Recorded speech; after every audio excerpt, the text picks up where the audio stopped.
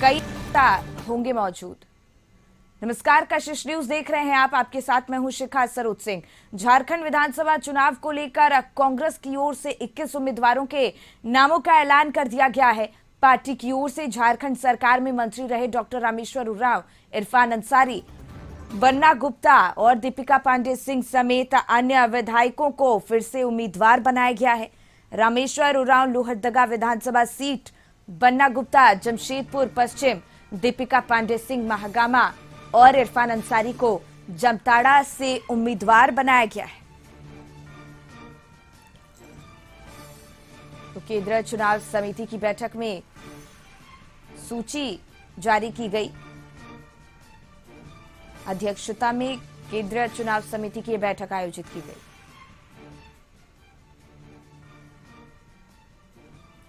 Party की ओर से झारखंड सरकार में मंत्री रहे डॉक्टर रामेश्वर उरांव, इरफान अंसारी, बन्ना गुप्ता और दीपिका पांडे सिंह समेत अन्य विधायकों को फिर से उम्मीदवार बनाया गया है।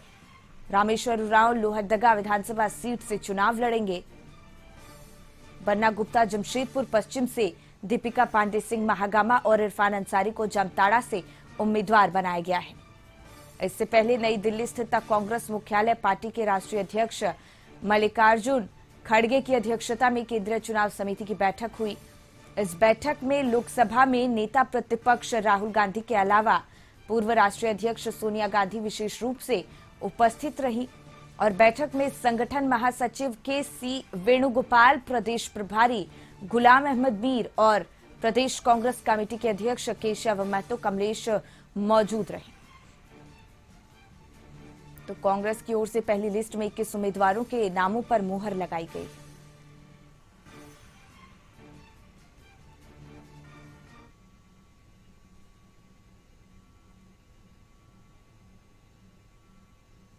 चार दिनों तक चले हाई वोल्टेज ड्रामे किच किच और माथापच्ची, मुख्यमंत्री हेमंत सोरेन के दखल के बाद सोमवार को आखिरकार इंडिया गठबंधन में राजद और माले के बीच सीट का पेच समाप्त हो गया। नई सीट शेयरिंग फॉर्मूले के तहत राजद को 7 और माले के 4 सीट दी गई है, जिस पर सहमति बन गई। राजद को पिछली बार दी गई बरकट्ठा सीट से ड्रॉप करके कांग्रेस अपने हिस्से की विश्रामपुर सीट देने को राजी हो गई है।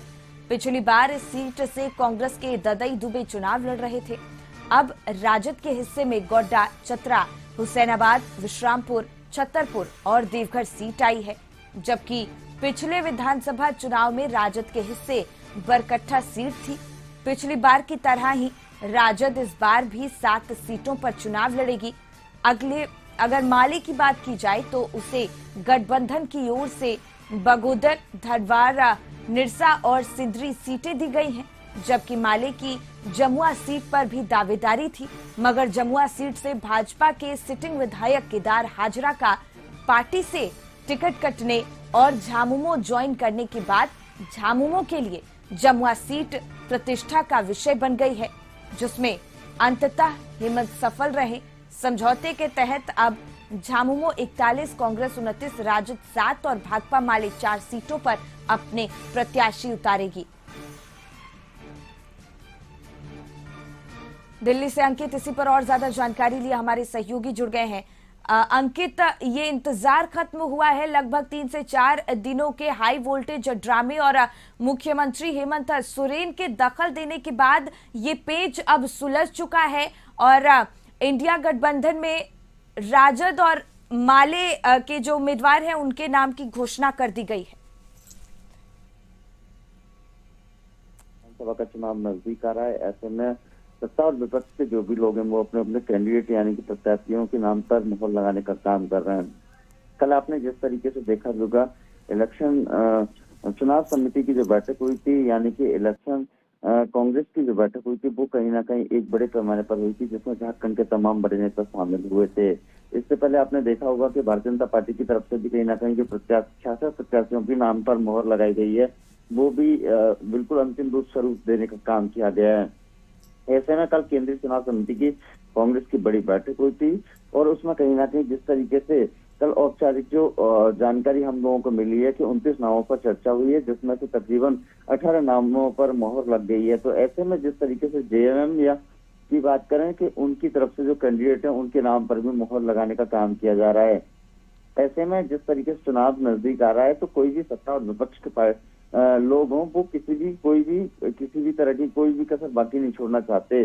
तो ऐसे में जिस तरीके से झामुमो ने अपने कैंडिडेट पर नाम लगाने का काम किया वो कहीं ना कहीं आने वाले समय में अब देखने वाली बात ये होगी कि जिस तरीके से लगातार सीट बंटवारा हो या फिर कैंडिडेट के नाम पर मोहर लगाने का काम हो केंद्रीय नेतृत्व की तरफ से वो किया जा रहा है। तो निश्चित बिल्कुल तौर पर अंकित, तो जिस तरीके से आपसी सहमति बनी है सीट बंटवारे को लेकर, आधिकारिक पुष्टि अभी नहीं हुई है, उसको लेकर क्या संभावना जताई जा रही है?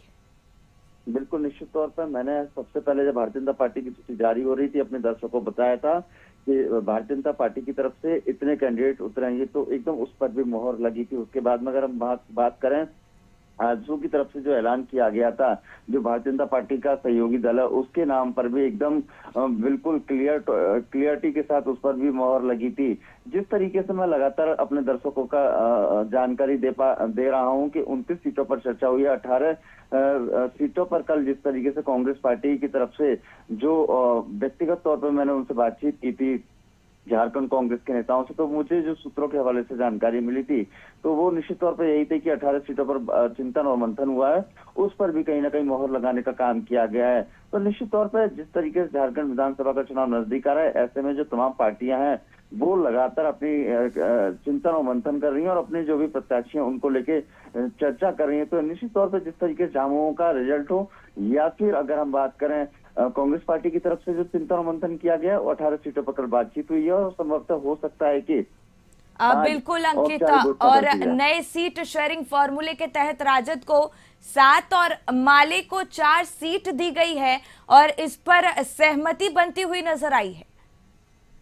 बिल्कुल जिस तरीके से आप लगातार जिक्र कर रहे हैं कि झामुमो को और बाकी अन्य जो सहयोगी दल है उसको जिस तरीके से सहमति की आप लगातार चर्चा कर रहे हैं, तो निश्चित तौर पे कल कांग्रेस पार्टी के केंद्रीय नेतृत्व की तरफ से किया गया था कि हमारे जो भी सहयोगी दल हैं या फिर हम जिन लोगों के साथ गठबंधन के तहत चुनाव लड़ेंगे उनका भी सहसम्मान, उनको भी ध्यान रखते हुए उनको भी सहसम्मान, उनको प्राथमिकता दी जाएगी। तो निश्चित तौर पर जिस तरीके से अब समय कम बचा है, ऐसे में जो भी कैंडिडेट हैं वो भी लगातार जनता के बीच में जाएंगे और सरकार की नीति योजनाओं के विरोध में कहीं ना कहीं एक बड़े पैमाने पर केंद्र सरकार की नीति और योजनाओं पर भी विरोध करेंगे। तो ऐसे में जो झारखंड में सरकार है उसको देखते हुए जो कल कांग्रेस केंद्रीय नेतृत्व की तरफ से एक बड़ी बैठक बुलाई गई उसमें चिंतन और मंथन किया गया और झामुमो हो या फिर उनके जो भी सहयोगी दल हों वो लगातार अब कहीं ना कहीं एक बड़े पैमाने पे आने वाले समय जिस तरीके से समय को देखते हुए जो समय कम बचा हुआ है उस पर जनता के बीच में जाके तमाम नीति योजनाओं केंद्र सरकार की हो उनको जाके विरोध करेंगे और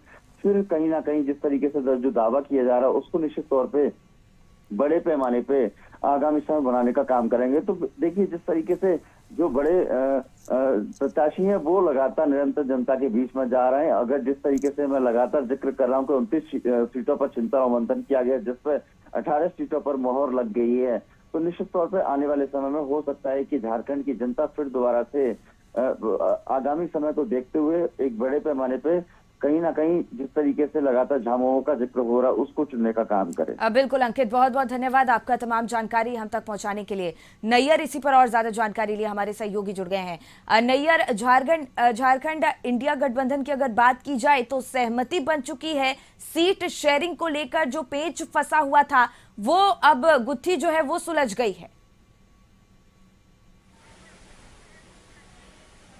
जी बिल्कुल, देखिए 2-3 रोज का जो झारखंड में राजनीतिक हलचल हुई उसमें सीट शेयरिंग सबसे बड़ा मामला रहा है, जिसमें इंडी गठबंधन के द्वारा हमेशा कहा गया कि इंडी गठबंधन में कोई मतभेद नहीं है और सभी को जो जिस पार्टी को जितनी सीट दी जाएगी उतने में सब एडप्ट करेंगे। लेकिन राजद और वाम हमेशा डटे रहे कि उन्हें ज़्यादा सीटों के लिए, हालांकि इसमें मान मनोबल का भी दौर चला, यहाँ तक कि हेमंत सोरेन रेडिसन ब्लू पहुँच गए तेजस्वी यादव से मिलने, यहाँ तक कि राहुल गांधी भी इस विषय पर बातचीत की। लेकिन कल जब राजद ने कहा कि उन्हें मन मुताबिक सीट नहीं मिलेगी तो वो अपना प्रत्याशी को अपने स्तर से उतारेगी। इसके लिए कल उन्होंने 11 बजे प्रेस कॉन्फ्रेंस भी करने का ऐलान किया, लेकिन प्रेस कॉन्फ्रेंस को फिर 2.5 घंटे लेट किया गया और 1:30 बजे फिर प्रेस कॉन्फ्रेंस के लिए कहा गया, लेकिन 1:30 बजे भी प्रेस कॉन्फ्रेंस नहीं हुई। इसी बीच तेजस्वी यादव हेमंत सोरेन से मिले और हेमंत सोरेन से मिलने के बाद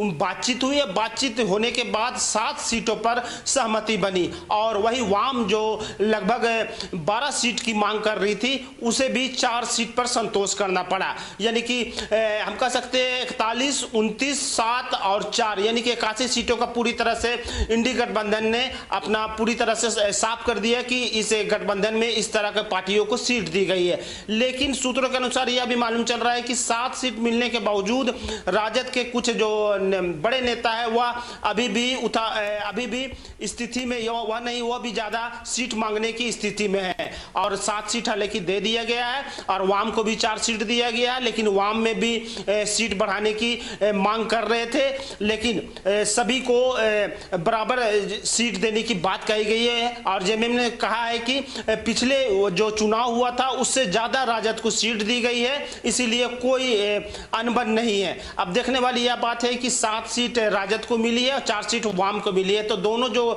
छोटे घटक दल है कितना प्रभाव डालते हैं। लेकिन अभी तक से जो सीट शेयरिंग का जो मामला है झारखंड में लगभग 2-3 रोज के बाद साफ हो गई है। बिल्कुल नहीं है और आधिकारिक घोषणा अभी इसको लेकर नहीं की गई है, वो भी देखना होगा कब तक हो पाता है। बहुत बहुत धन्यवाद नैयर तमाम जानकारी के लिए।